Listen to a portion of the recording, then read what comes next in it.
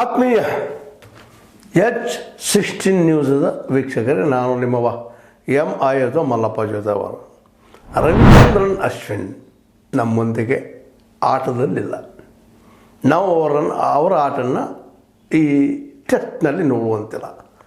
ಯಾಕೆಂದರೆ ಅವರು ನಿವೃತ್ತಿ ಘೋಷಿಸಿಬಿಟ್ರು. ನಿವೃತ್ತಿ ಘೋಷಿಸಬಾರ್ದಾಗಿತ್ತು.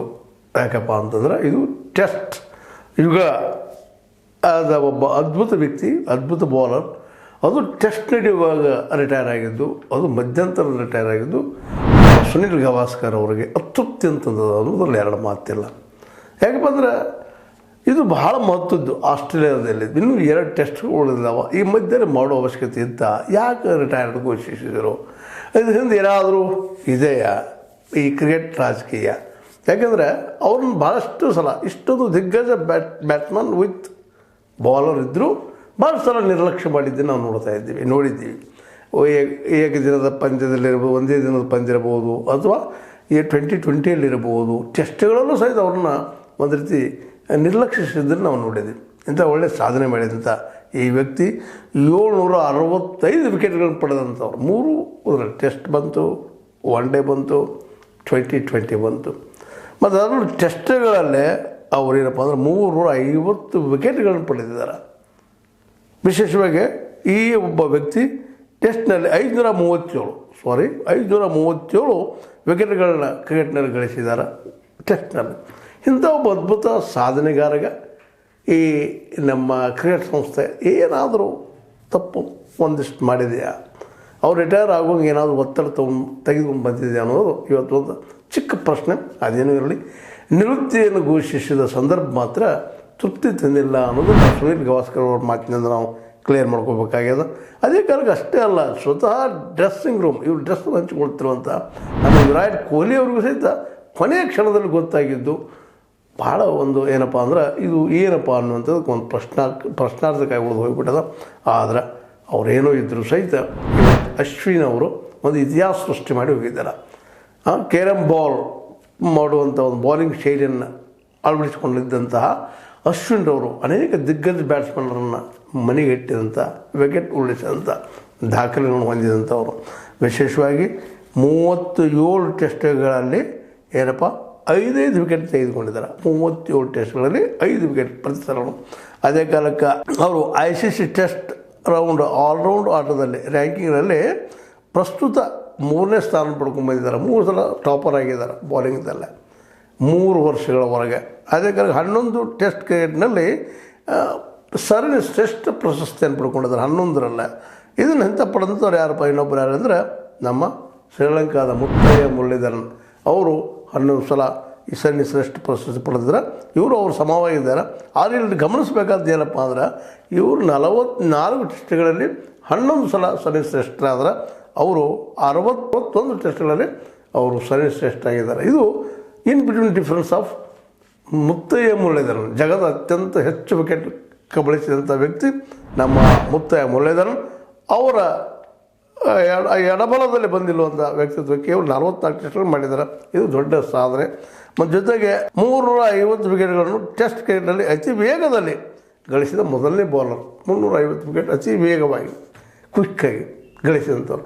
ಇಂಥ ವ್ಯಕ್ತಿ ಏಕಾಏಕಿ ನಿರ್ಧಾರ ತೆಗೆದುಕೊಂಡಿದ್ದು ಒಂದಿಷ್ಟು ಆಶ್ಚರ್ಯ, ಆಘಾತ ಆದರೂ ಸಹಿತ ಅದು ಒಂದಿಲ್ಲ ರಿಟೈರ್ ಆಗಬೇಕಲ್ಲಪ್ಪ ಅನ್ನುವಂಥ ಸಮಾಧಾನ ಮಾಡ್ಕೋಬೇಕಾಗ್ಯದ. ಮತ್ತು ಇನ್ನೊಂದು ಏನಪ್ಪ ಅಂತಂದ್ರೆ ಅವರು ಯಾವುದಕ್ಕೂ ತಾವು ನಡೆದಂಥ ದಾರಿ ಸರಿ ಅನ್ನೋಂಥ ವಾದ ಮಾಡ್ಕೊಂಡು ಬಂದಂಥವ್ರು. ಅದರಲ್ಲೂ ವಿಶೇಷವಾಗಿ ಒಂದು ಶಬ್ದ ಇದೆ ಮಂಕಡಿಂಗ್ ಅಂತೇಳಿ. ಅಂದ್ರೆ ಮಂಕಡಿಂಗಪ್ಪ ಅಂತಂದ್ರೆ ವಿನೋ ಮಂಕಡ್ ಅವರು ಏನಪ್ಪ ಅಂತಂದ್ರೆ ಈ ಬೌಲಿಂಗ್ ಮಾಡೋ ಮುಂದೆ ಈ ಕ್ರೀಸ್ದಲ್ಲಿರುತ್ತಿರುವಂಥ ಆಟಗಾರ ಬೌಲಿಂಗ್ ಆದ ನಂತರ ಕ್ರೀಸ್ ಬಿಡೋಕೆ ವಿನಃ ಅದಕ್ಕೆ ಮೊದಲು ಬಿಡೋ ಹಾಗಿಲ್ಲ ಅನ್ನುವಂಥದ್ದು. ಈ ಒಂದು ರೂಲ್ಸನ್ನು ಏನು ಮಾಡಿದ್ರಪ್ಪ ಅಂತಂದ್ರೆ ನಂತರದಲ್ಲಿ ಇವರು ಈ ಅಶ್ವಿನ್ ಅವರು ಒಬ್ಬ ಆಸ್ಟ್ರೇಲಿಯಾದ ಆಟಗಾರ ಮುಂದೆ ಹೋದಾಗ ಅಥವಾ ಕ್ರೀಸ್ ಬಿಟ್ಟಾಗ ವಿಕೆಟ್ ಉರುಳಿಸಿದ್ದು ದೊಡ್ಡ ಟೀಕೆಗೆ ಒಳಗಾಗಿತ್ತು. ಆದರೆ ತಮ್ಮ ವಾದನ ಸರಿ ಅಂತ ಕೊನೆಯವರೆಗೂ ಮಾಡಿದರು. ಇವತ್ತು ರೂಲ್ಸು ಆಗಿಬಿಟ್ಟಿತ್ತು. ಅದು ಹೌದು, ಸರಿ ಅದು. ಯಾಕಪ್ಪ ಅಂತಂದರೆ ಬೌಲರ್ ಇದ್ದಂಥವ್ರು ಬೌಲಿಂಗ್ ಮಾಡಿದ ಮೇಲೆ ಅವರು ಟೇಕಪ್ ಮಾಡ್ಕೋಬೇಕು ವಿನಃ ಅದಕ್ಕೆ ಪೂರ್ವದಲ್ಲಿ ಹೋದರೆ ಆಟೋಮೆಟಿಕ್ಕಾಗಿ ಅದು ಬೌಲರ್ ಅದ್ರ ವಿಕೆಟ್ ಹೊಡೆದ್ರೆ ಔಟ್ ಅನ್ನುವಂಥದ್ದು ಇವತ್ತು ನಮ್ಮ ICC ಏನಪ್ಪ ಅಂದ್ರೆ ರೂಲ್ಸ್ ಮಾಡಿದ. ಇದರ ಅರ್ಥ ಏನಪ್ಪ ಅಂತಂದ್ರೆ ಅವರು ನಾವು ಹೇಳುವಂಥ ತಮ್ಮ ವಾದವನ್ನು ಪರ್ಫೆಕ್ಟಾಗಿ ವಾದ ಮಾಡುವಂಥ ವ್ಯಕ್ತಿ ಅಷ್ಟೇ ಅಲ್ಲ, ಅದ್ರ ಪರವಾಗಿ ಕೊನೆಯವರೆಗೂ ನಿಲ್ಲುವಂಥವ್ರು ಅಂತ ಒಂದು ಮಾತು. ಅದಕ್ಕಿಂತ ಹೆಚ್ಚಿಗೆ ಇನ್ನೊಂದು ಏನಪ್ಪ ಅಂತಂದ್ರೆ ಅವರಲ್ಲಿರುತ್ತಿರುವಂಥ ಗುಣ ಏನಪ್ಪ ಅಂತಂದ್ರೆ ಒಬ್ಬ ಸೈಂಟಿಸ್ಟ್ ಇದ್ದಂಗಿದ್ರು ಅವರು. ಕ್ರಿಕೆಟ್ನಲ್ಲಿ ವಿಶೇಷವಾಗಿ ಸೈಂಟಿಸ್ಟ್ ಭಾಳ ಕಷ್ಟ, ಆದರೆ ಇವರು ಸೈಂಟಿಸ್ಟ್ ಅಂತ ಕರೀತಾ ಇದ್ದಾರೆ. ಒಬ್ಬ ಕ್ರಿಕೆಟಿನ ದಿಗ್ಗಜ ಅಷ್ಟೇ ಅಲ್ಲ, ಒಬ್ಬ ಸೈಂಟಿಸ್ಟ. ಪ್ರತಿಯೊಂದು ಬಾಲಿನ ಆಳ ನಿರಾಳ ಅರ್ಥ ಮಾಡಿಕೊಂಡು, ಬ್ಯಾಟ್ಸ್ಮನ್ನನ ಅಥವಾ ದಾಂಡಿಗನ ವೀಕ್ನೆಸ್ಗಳನ್ನ ಅರ್ಥ ಮಾಡಿಕೊಂಡು ಆಫ್ ಸ್ಪಿನ್ ಬಾಲರ್. ಆದರೂ ನಮ್ಮ ಏನಪ್ಪ ಅಂದ್ರೆ ವಿಶೇಷವಾಗಿ ಭಾರತದೊಬ್ಬ ಆಟಗಾರರಂತ ಹರ್ಭಜನ್ ಸಿಂಗ್ ಅವರು ಆಫ್ ಸ್ಪಿನ್ ಬೌಲರ್ ಇದ್ದರು. ಅವ್ರ ನಂತರ ಬಂದಂಥ ಇವರು ಅವರನ್ನು ಮೀರಿ ಹೋಗಿದ್ದು ಒಂದು ಗಮನಿಸಬೇಕಾದ ವಿಷಯ. ಇಂಡಿಯಾದಲ್ಲಿ ಇವ್ರಿಗಿಂತ ಹೆಚ್ಚು ವಿಕೆಟ್ ತೊಗೊಂಡವರು ನಮ್ಮ ಏನಪ್ಪ ಅಂತಂದ್ರೆ ಗೊತ್ತಂದ್ರೆ ನಿಮ್ಮ ಕರ್ನಾಟಕದವರು, ವಿಶೇಷವಾಗಿ ನಮ್ಮ ಕುಂಬಳೆ ಅವರು, ಅನಿಲ್ ಕುಂಬಳೆ ಅವರ ದಾಖಲೆ ಫಸ್ಟ್ ಇದ್ದರೆ ಇವ್ರದ್ದು ಎರಡನೇದಾಗ್ಯದ. ಜಗದ ಶ್ರೇಷ್ಠ 7 ಜನ ಬೌಲರ್ಗಳಲ್ಲಿ ಅಥವಾ ಬಾಲಿಂಗ್ ಮಾಡುವವರಲ್ಲಿ ಇವರು ಒಬ್ಬರು ಅನ್ನೋದು ಅಷ್ಟು ಸತ್ಯದ. ಹೀಗೆ ಅನೇಕ ಸಾಧನೆ ಮಾಡಿದಂತಹ ಈ ವ್ಯಕ್ತಿ ಬಗ್ಗೆ ಸಚಿನ್ ತೆಂಡೂಲ್ಕರ್ ಅವರು ಒಂದು ಮಾತು ಮಾತಾಡ್ತಾರೆ. ಕೇರಂ ಚೆಂಡನ್ನು ಪರಿಪೂರ್ಣಗೊಳಿಸುವುದರಿಂದ ಹಿಡಿದು ನಿರ್ಣಾಯಕ ರನ್ಗಳ ಕೊಡುಗೆಯವರೆಗೆ ನೀವು ಯಾವಾಗಲೂ ಗೆಲ್ಲುವ ಮಾರ್ಗವನ್ನು ಕಂಡುಕೊಂಡಿದ್ದೀರಿ. ಅಂದರೆ ಹೆಚ್ಚು ಗೆಲ್ಲುವಂಥ ಶಕ್ತಿ ನಿಮ್ಮಲ್ಲಿತ್ತು, ಗೆಲ್ಲಿಸಿಕೊಟ್ಟಿದ್ದೀರಿ. ಮ್ಯಾಚ್ ವಿನ್ನರ್ ಅಂತೂ ಇವ್ರು ಕರೀತಾರೆ. ಅದನ್ನು ನೀವು ಮಾಡಿದಿರಪ್ಪ, ದೊಡ್ಡ ಸೇವೆ ಮಾಡಿದಿರಿ. ಮತ್ತು ಪ್ರಯೋಗ ಮತ್ತು ವಿಕಸನಕ್ಕೆ ಎಂದಿಗೂ ಭಯಪಡದಿರುವುದು ನಿಜವಾದ ಶ್ರೇಷ್ಠತೆ. ನೀವು ಎಂದೂ ಪ್ರಯೋಗ ಮಾಡೋದು ಹಿಂಸರಿತಾ ಇರಲಿಲ್ಲ, ಮತ್ತು ಅದೇ ಕಾಲಕ್ಕೆ ನೀವು ಅದನ್ನು ಹಿಂಸರಿದಷ್ಟೇ ಅಲ್ಲ ಅದನ್ನು ಡೆವಲಪ್ ಮಾಡೋದ್ರಲ್ಲೂ ನೀವು ಮುಂದುವರಿತಾ ಇದ್ರಿ ವಿಕಸನಕ್ಕೆ ಅನ್ನೋದು ಮಾತು ಹೇಳ್ತಾ ಇದ್ದಾರೆ. ನಿಮ್ಮ ಪರಂಪರೆಯು ಎಲ್ಲರಿಗೂ ಸ್ಫೂರ್ತಿಯಾಗಿದೆ, ಎಲ್ಲರಿಗೂ ಇದು ಸ್ಫೂರ್ತಿದಾಯಕ ನಿಮ್ಮ ಆಟ ಅನ್ನುವಂಥ ಮಾತನ್ನು ಸಚಿನ್ ತೆಂಡೂಲ್ಕರ್ ಅವರು ಹೇಳ್ತಾರೆ. ಜೊತೆಗೆ ಎಲ್ಲರೂ ಸಚಿನ್ ತೆಂಡೂಲ್ಕರ್ ಆಗಿರ್ಬೋದು, ಧೋನಿಯವರಾಗಿರ್ಬೋದು, ಅದ್ರ ಜೊತೆಗೆ ನಮ್ಮ ಏನಪ್ಪ ರಾಹುಲ್ ದ್ರಾವಿಡ್ ಅವರಾಗಿರ್ಬೋದು, ಇವರೆಲ್ಲರ ಜೊತೆಗೆ ಕೂಡಿ ಆಡಿ ಬೆಳೆದವರು.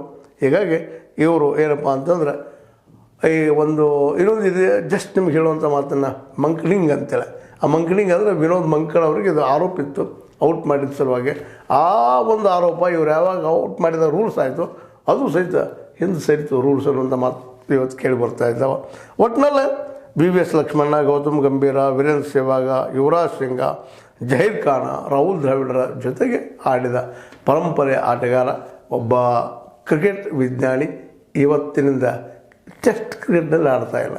ಮತ್ತು ಅದೇ ಸಂದರ್ಭದಲ್ಲಿ ಇನ್ನೊಂದು ಮಾತನ್ನು ಹೇಳಿದವರು ರಿಟೈರ್ ಸಂದರ್ಭದಲ್ಲ, ಏನಪ್ಪ ಅಂತಂದ್ರೆ ನನ್ನಲ್ಲಿ ಶಕ್ತಿ ಅದ ಇನ್ನೂ ಆಡುವಂಥದ್ದು, ನನ್ನಲ್ಲಿ ಇನ್ನೂ ಶಕ್ತಿ ಅದ ಆಡುವಂಥದ್ದು, ಆದರೆ ಅದನ್ನು ಕ್ಲಬ್ ಮಟ್ಟದಲ್ಲಿ ಮಾಡ್ತೀನಿ, ಟೆಸ್ಟ್ನಲ್ಲಿ ಇಲ್ಲ ಅಂತೇಳಿ. ಅಂದ್ರೆ ಟೆಸ್ಟ್ನಲ್ಲೇ ಈ 1 ಡೇ ಅಥವಾ ಈ ಒಂದು 2020ಯಲ್ಲಿ ಇವರಿಗೆ ಒಂದು ಸಿಗಬೇಕಾದಂಥ ಸ್ಥಾನ ಸರಿಯಾಗಿ ಸಿಕ್ಕಿಲ್ಲ ಅನ್ನುವಂಥದ್ದು. ಮತ್ತು ಒಳಗೆ ಅಸಮಾಧಾನ ಇರ್ಬೋದು, ಇಲ್ಲಂತಲ್ಲ. ನಮ್ಮ ಕ್ರಿಕೆಟ್ ಬೋರ್ಡ್ ಇದೇನದ ಅದರಲ್ಲೂ BCCI ಅನೇಕ ಗೊಂದಲಗಳ ಒಂದು ಆಗಿದ್ದನ್ನು ನಾವು ನೋಡಿದ್ದೀವಿ. ಅಂಥ ಒಂದು ಗೂಡಿನಲ್ಲಿ ಇವ್ರಿಗೇನೋ ಎಲ್ಲೆಲ್ಲೋ ಅಸಮಾಧಾನ ಆಗ್ಯದ. ಅದಕ್ಕಾಗಿ ಅವರು ಟೆಸ್ಟ್ ಮಧ್ಯದಲ್ಲೇ ಒಂದು ತಮ್ಮ ನಿವೃತ್ತಿಯನ್ನು ಘೋಷಣೆ ಹೊರಗೆ ಬಂದಿದ್ದಾರೆ. ಆ ಹೊರಗೆ ಬಂದಿದ್ದಕ್ಕೆ ಏನೋ ಕಾರಣ ಇದ್ದರೂ ಅವ್ರು ಮಾತ್ರ ಸದಾ ನಮ್ಮ ಈ ಭಾರತೀಯರ ಮನದಲ್ಲಿ ನೆನಪುಳಿಯುವಂಥ ವ್ಯಕ್ತಿ. ತಮಿಳುನಾಡಿನ ಈ ವ್ಯಕ್ತಿ ವಿಶೇಷ ಮಧ್ಯಮ ವರ್ಗದಿಂದ ಬಂದಂಥ ಒಬ್ಬ ಹಾರ್ಡ್ ವರ್ಕರ್ ಇವತ್ತು ಈ ಹಂತಕ್ಕೆ ಬಂದಿರೋದಕ್ಕೆ ಅವ್ರ ತಂದೆ ರವಿಚಂದ್ರನ್ ಅವರ ಕಾರಣ, ತಂದೆ ಮತ್ತು ಜೊತೆಗೆ ತಾಯಿ ಚಿತ್ರ ಅವರ ಒಂದು ಸಾಹಸ, ಒಂದು ಹೋರಾಟ ಅದು ಅಷ್ಟೇ ಕಾರಣ ಅಂಥೇಳಿ ಸ್ವತಃ ಅಶ್ವಿನ್ ಅವರು ಹಲವು ಸಲ ಹೇಳ್ಕೊಂಡಿದ್ದಾರೆ. ಹೀಗೆ ವಿವಾದಗಳಿಂದ ಕೂಡಿದ್ರೂ ಸಹ ತಮ್ಮ ವ್ಯಕ್ತಿತ್ವವನ್ನು ಉಳಿಸಿಕೊಂಡು ಬಂದಂತಹ ಮತ್ತು ಅಂತಾರಾಷ್ಟ್ರೀಯ ಮಟ್ಟದಲ್ಲಿ ಸಾಕಷ್ಟು ತನ್ನ ಹೆಸರು ಮಾಡಿಕೊಂಡಂತಹ ಕ್ರಿಕೆಟಿಗ ಇವತ್ತಿನ ನಾವು ಟೆಸ್ಟ್ಗಳಲ್ಲಿ ನೋಡುವುದಿಲ್ಲ ಅನ್ನೋ ಬೇಸರ ಅನ್ನೋದನ್ನು ಬಿಟ್ಟರೆ ಮತ್ತಿನ್ನು ಅನಿವಾರ್ಯ ಯಾರಾದರೂ ನಿವೃತ್ತಿ ಆಗಲೇಬೇಕು ಅನ್ನುವಂಥದ್ದು ಒಂದು ಆರಂಭ ಆದದ್ದು ಒಮ್ಮೆ ಅಂತ್ಯ ಆಗಲೇಬೇಕು. ಒಂದಿಷ್ಟು ಜಲ್ದಿ ಆಗ್ಬೋದು, ಲೇಟ್ ಆಗ್ಬೋದು. ಆದರೆ ಜಗದ ಶ್ರೇಷ್ಠ ಆಲ್ರೌಂಡರ್ನಲ್ಲಿ ಹೆಚ್ಚು ಕಡಿಮೆ 3ನೇ ನಂಬರ್ ಇವರು ಬರುವಂಥವ್ರು ಇದ್ದಾರೆ. ಮೊದಲನೇದವರು ಯಾನ್ ಬಾಥಮ್ ಅಂತ ಇಂಗ್ಲೆಂಡ್ನವರು, 2ನೇದು ಕಪಿಲ್ ದೇವ್, 3ನೇದವರು ನಮ್ಮ ಈ ಬ್ಯಾಟ್ಸ್ಮನ್ ವಿತ್ ಬಾಲರ್ ಸೆಂಚುರಿ ಸಹಿತ ಹೊಡೆದಂಥ ವ್ಯಕ್ತಿ ಈ ನಮ್ಮ ಅಶ್ವಿನರನ್ನು ಯಾವ ರೀತಿಯಿಂದ ನೋಡಿದರೂ ಒಂದು ಪರಿಪೂರ್ಣ ವ್ಯಕ್ತಿತ್ವವಾಗಿ ಮತ್ತು ಪ್ರಜ್ಞಾವಂತಿಕೆ ವ್ಯಕ್ತಿಯಾಗಿ ಸೈಂಟಿಫಿಕ್ ಟೆಂಪರ್ ಇರುವಂಥ ವ್ಯಕ್ತಿಯಾಗಿ ನಮ್ಗೆ ಕಂಡು ಬರ್ತಾನೆ. Scientist of the cricket mister Ashwin had retired from this game ಅನ್ನುವಂಥ ಮಾತು ಕೇಳಿದಾಗ ಇರಬೇಕಾಗಿತ್ತು ಅಂತ ಅನ್ನಿಸ್ತಾ ಇದೆ. ಆ ಆಟ ಸೌಂದರ್ಯ ಇತ್ತು. ಆ ಸೌಂದರ್ಯವನ್ನು ನೆನಪಿಸ್ತಾ ಅವರಿಗೆ ಮತ್ತೊಮ್ಮೆ ನಮ್ಮ ನಮನವನ್ನು ಸಲ್ಲಿಸ್ತಾ ಇಂಥ ಆಟಗಾರ ಮತ್ತು ಬರಲಿ ಆಫ್ ಸ್ಪಿನ್ನರ್ ಹರಭಜನ್ ಸಿಂಗರ್ ನಂತರ ಬಂದಂಥ ಇವ್ರಂತಾರೆ ಯಾರು ಬರ್ತಾರೋ ಎದುರು ನೋಡುವಂಥದ್ದು. ಯಾಕಂದ್ರೆ ನಮ್ಮಲ್ಲಿ ಕನ್ನಡದಲ್ಲಿ ಒಂದು ಗಾದೆ ಮಾತದ, ಅಕ್ಕ ಸತ್ರ ಅಮಾಶ್ ನಿಲ್ಲುವುದಿಲ್ಲ ಅಂತೇಳಿ. ಅವ್ರು ಬಂದರು, ಇರಬೇಕಾಗಿತ್ತು, ಆದರೂ ರಿಟೈರ್ ಆಗಿದ್ದಾರೆ. ಯಾವುದೋ ಒಂದು ನೋವನ್ನು ಹೊತ್ಕೊಂಡು ಅದು ಅವರಿಗೆ ಒಂದು ರೀತಿಯಿಂದ ಈ ನಿವೃತ್ತಿ ಸಮಾಧಾನ ಕೊಟ್ಟಿದ್ರೆ ಭಾಳ ಸಂತೋಷ. ಆಟನಂತೆ ನಿಶ್ಚಿತವಾಗಿಯೂ ಅವ್ರು ಸಮಾಧಾನ ಕೊಟ್ಟದ. ಅದು ಅವ್ರ ಆಟವನ್ನು ನಾವು ಏನಿದ್ವಿ ಇನ್ನು IPL ಅಲ್ಲಿ ಇಲ್ಲಿ ನೋಡುವಂಥದ್ದಷ್ಟು ಟೆಸ್ಟ್ಗಳಲ್ಲಾಗಲಿ ಇನ್ನುಳಿದ ಆಟಗಳಲ್ಲಾಗಲಿ ಕಾಣೋದು ಕಷ್ಟ. 2020 ಒನ್ ಡೇ ಇದ್ರೆ ಆಡ್ಬೋದೇನೋ ಯಾರಿಗೂ ಗೊತ್ತು. ಈಗ ಮಾತ್ರ ಟೆಸ್ಟ್ನಿಂದ ರಿಟೈರ್ ಆಗಿದೆ ಅಂತ ಹೇಳ್ತಾ, ಇದು ನಿಮಗೆ ಈ ಚರ್ಚೆ ಲೈಕ್ ಆಗಿರ್ಬೋದು. ಲೈಕ್ ಮಾಡಿ, ಶೇರ್ ಮಾಡಿರಿ, ಕಾಮೆಂಟ್ ಮಾಡಿರಿ.